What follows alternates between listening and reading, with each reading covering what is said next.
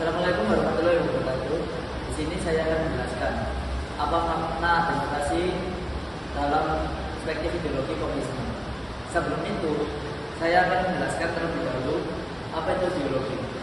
Jadi ideologi adalah kumpulan sebuah ide, gagasan, keyakinan, atau kepercayaan yang menjadi sistematis dan menjadi pedoman seseorang atau sebuah kelompok. Jadi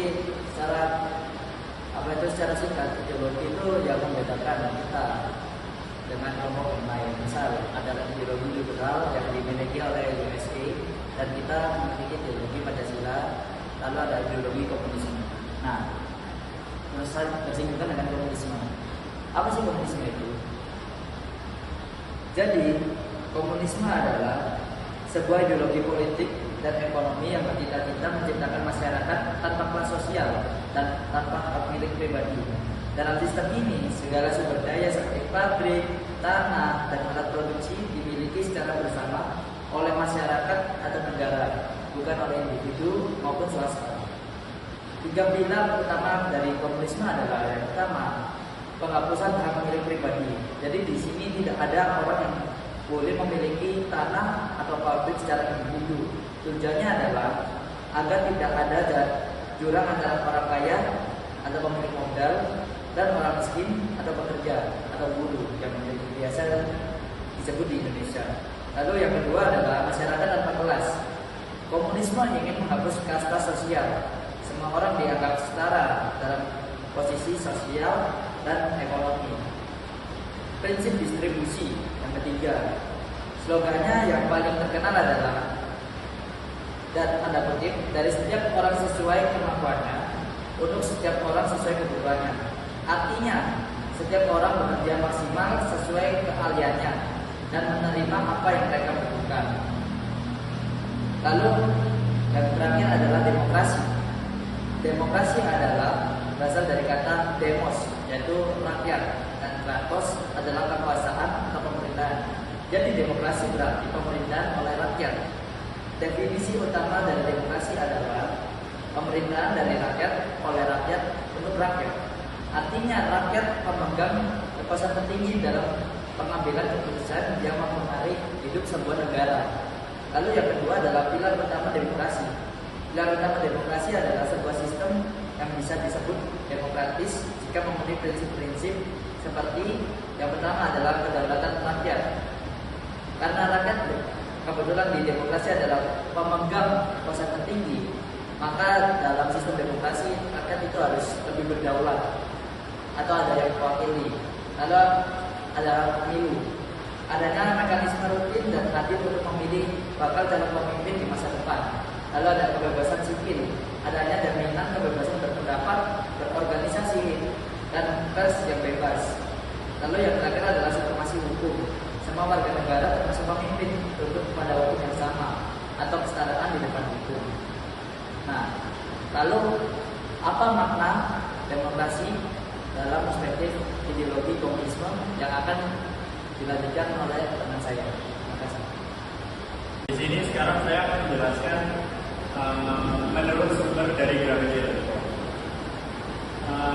Dari ideologi yang sudah dijelaskan oleh rekan saya, ini saya menemukan ada dua penemu yang menggagas tentang ideologi dan ideologi dari komunisme sendiri.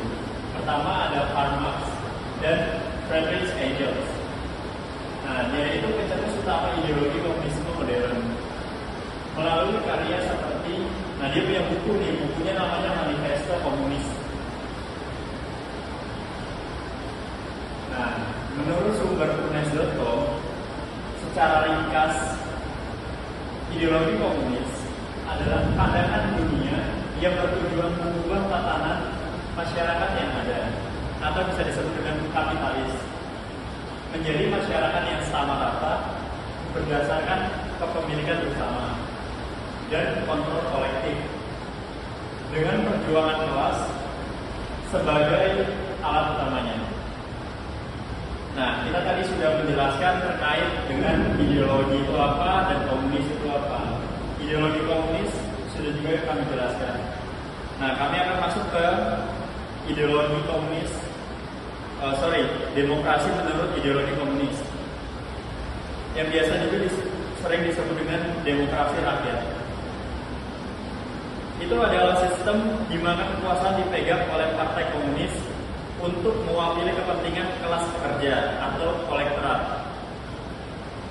bertujuan menciptakan masyarakat tanpa kelas dengan kepemilikan kolektif atas alat produksi dan membatasi kebebasan individu demi tujuan kolektif serta stabilitas partai tunggal. Partai tunggal yang dimaksud adalah partai komunis.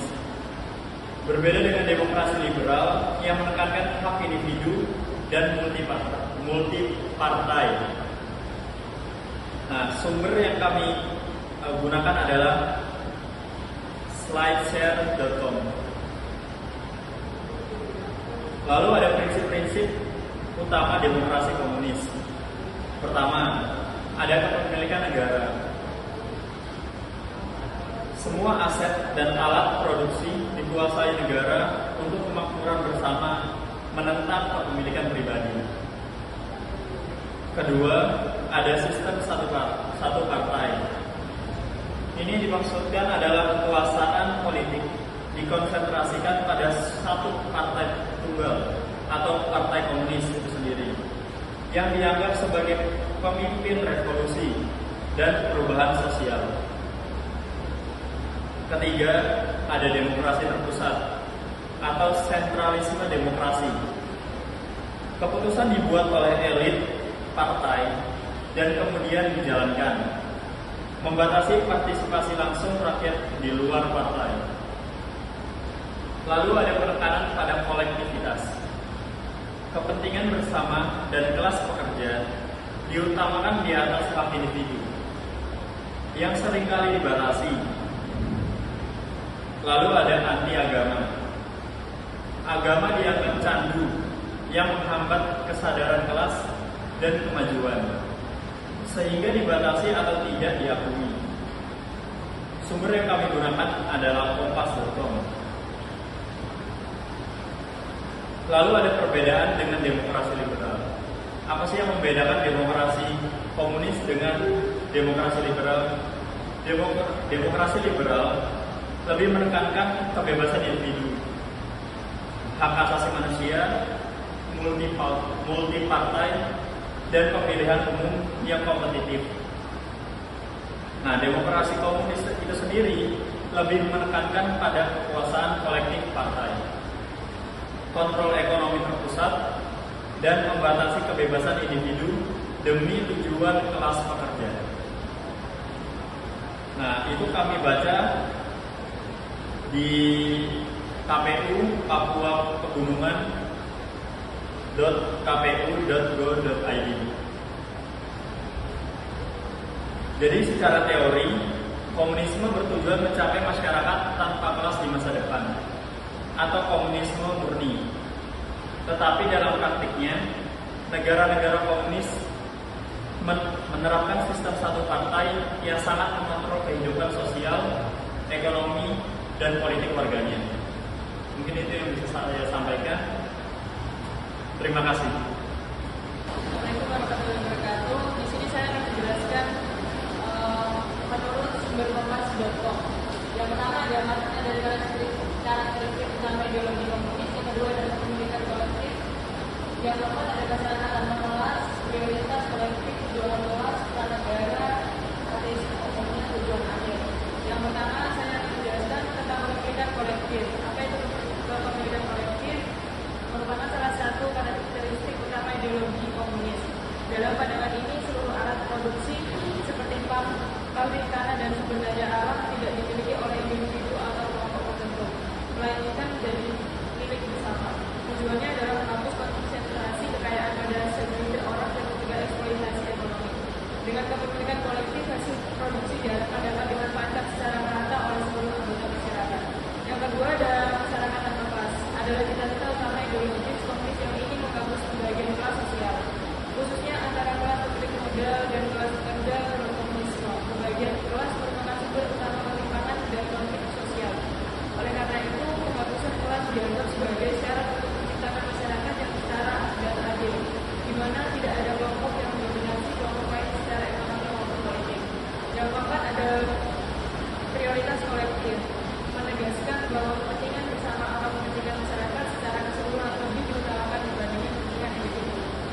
Dalam ideologi komunis, individu dipandang sebagai bagian dari komunitas sosial yang lebih luas, sehingga kebebasan individu dibatasi demi tercapainya tujuan bersama. Prinsip ini bertujuan untuk menciptakan solidaritas sosial dan mencegah egoisme yang dianggap sebagai ciri masyarakat kapitalis. Yang selanjutnya ada perjuangan kelas, merupakan konsep sentral dalam ideologi komunis yang menjelaskan bahwa perubahan sosial dan sejarah manusia digerakkan oleh konflik antara kelas yang tertindas dan kelas yang menindas. Dalam konteks ini, kelas buruh atau proletariat dipandang sebagai kekuatan revolusioner yang harus melawan kelas pemilik modal. Perjuangan kelas dianggap sebagai motor utama untuk menggantikan sistem kapitalis dengan sistem sosial yang lebih adil.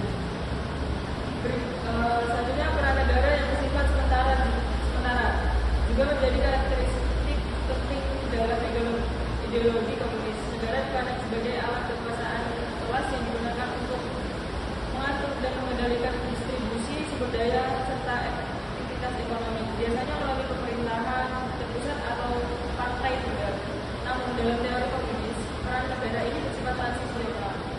Setelah masyarakat tanpa kelas tercapainya, negara dianggap tidak lagi diperlukan dan akan layu dengan sendirinya. Selanjutnya, sikap terhadap agama yang sering disebut bersifat ateistik muncul dari pandangan bahwa agama dianggap sebagai penghalang kesadaran kelas dan alam yang dapat digunakan untuk mempertahankan ketimpangan sosial. Dalam banyak pemikiran komunis klasik, agama dipandang sebagai tajuk masyarakat karena dianggap membuat manusia menerima penindasan sebagai sesuatu yang wajar. Namun secara objektif, sikap ini lebih merupakan ciri historis atau teoritis, karena dalam praktiknya penerapan sikap terhadap agama berbeda-beda di setiap negara. Yang terakhir adalah tujuan akhir ideologi komunis adalah terciptanya masyarakat ideologi yang ideal, yaitu masyarakat tanpa kelas, tanpa kepemilikan pribadi atas alat produksi, tanpa uang dan tanpa negara. Dalam masyarakat ini, setiap orang bekerja sesuai dengan kemampuannya dan menerima hasil sesuai dengan kebutuhannya. Tujuan ini bersifat utopis teoritis dan menjadi dasar normatif ideologis komunis. Meskipun dalam praktik sejarah tujuan tersebut belum sepenuhnya terwujud. Berikut ya menurut sumber kompas.com tadi sudah saya jelaskan, selanjutnya akan dilanjutkan dengan teman saya. Perkenalkan, nama saya Ali Kazi Ahmad dengan NIM 13125000252.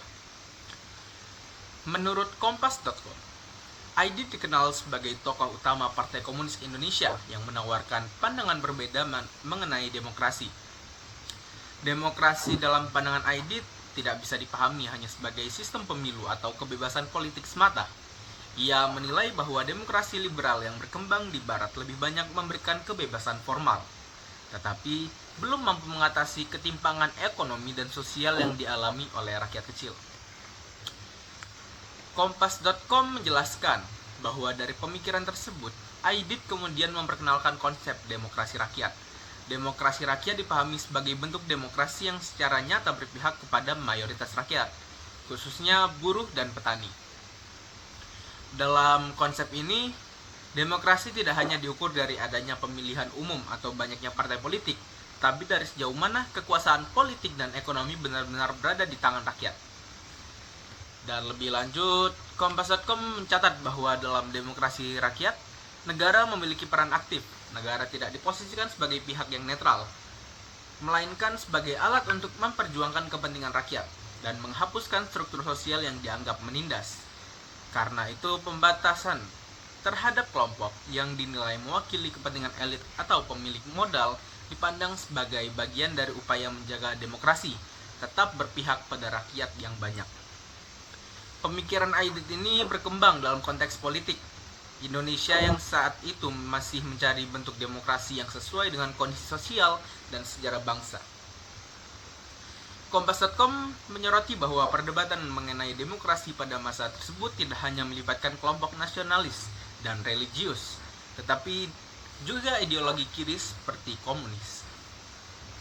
Dengan demikian, berdasarkan penjelasan dari Kompas.com, dapat disimpulkan bahwa konsep demokrasi menurut DN Aidit merupakan kritik terhadap demokrasi liberal dan menawarkan alternatif berupa demokrasi rakyat yang menekankan keadilan sosial, keberpihakan pada rakyat, serta peran negara yang kuat dalam mengatur kehidupan politik dan ekonomi. Assalamualaikum warahmatullahi wabarakatuh. Di sini saya akan menjelaskan tentang demokrasi komunis. Pengertian demokrasi. Secara etimologis, kata demokrasi sendiri berasal dari bahasa Yunani yang merupakan bentukan dari dua kata, yaitu demos, rakyat, dan kratein, kekuasaan atau kedaulatan. Perpaduan dua kata ini membentuk kata demokrasi yang kemudian memiliki pengertian umum sebagai bentuk pemerintahan dari rakyat, di mana kekuasaan tertinggi terletak di tangan rakyat dan dilakukan secara langsung oleh rakyat atau melalui para wakil mereka melalui mekanisme pemilihan yang berlangsung secara bebas. Pengertian komunis, yaitu komunis dalam bahasa Latin memiliki arti komunis dan dalam bahasa Inggris memiliki arti common. Komunisme memiliki arti ideologi yang berkenan dengan filosofi, politik, sosial, dan ekonomi, yang tujuan utamanya adalah terciptanya masyarakat komunis dengan aturan sosial ekonomi berdasarkan kepemilikan bersama, alat produksi, dan tidak adanya kelas sosial, uang, dan negara. Sekarang pengertian demokrasi komunis. Jadi demokrasi komunis adalah demokrasi yang mengatur kehidupan warganya dan segala sesuatunya menjadi milik negara. Untuk mencapai hal tersebut, negara atau pemimpin menggunakan cara kekerasan atau pemaksaan. Demokrasi komunis ini muncul karena adanya komunisme. Ciri demokrasi komunis: tidak percaya adanya Tuhan, memperbolehkan tindak kekerasan terjadi, tidak mengakui adanya HAM, perekonomian diatur oleh pusat, yang terakhir kekuasaan dipegang oleh satu golongan. Kelebihannya karena sepenuhnya perekonomian ditangani oleh pemerintah, baik dalam hal perencanaan, pengorganisasian, pelaksanaan, dan pengawasan. Maka pemerintah lebih mudah mengendalikan inflasi, pengangguran, atau berbagai keburukan ekonomi lainnya. Yang kedua, tidak ada pembagian kelas apapun dan ketimpangan yang ada. Tiga, relatif mudah melakukan distribusi pendapatan. Kekurangan, masyarakat tidak memiliki kebebasan dan memiliki sumber daya, mematikan inisiatif individu untuk maju, sebab segalanya kegiatan diatur oleh pusat. Yang ketiga, sering terjadi monopoli yang merugikan masyarakat. Demokrasi komunis yang pernah berlaku di Indonesia: 1. Era perang kemerdekaan. Yang kedua, era perang kemerdekaan. Yang ketiga, era pasca perang kemerdekaan RI. Yang keempat, era pasca reformasi. Sekian, terima kasih dari kelompok kami, yaitu kelompok 1. Bila ada kekurangan, mohon maaf.